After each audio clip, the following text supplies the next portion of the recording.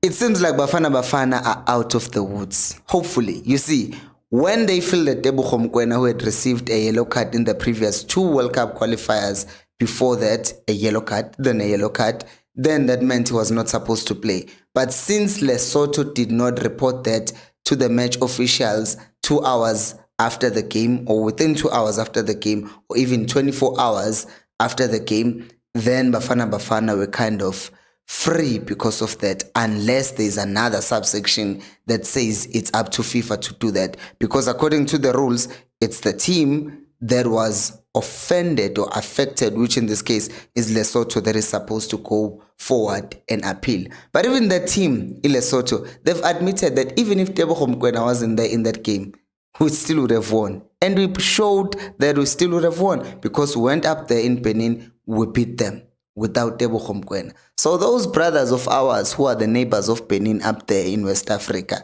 they can just chill and eat jollof because we are going to the World Cup and they're going to be watching the World Cup like us on TV.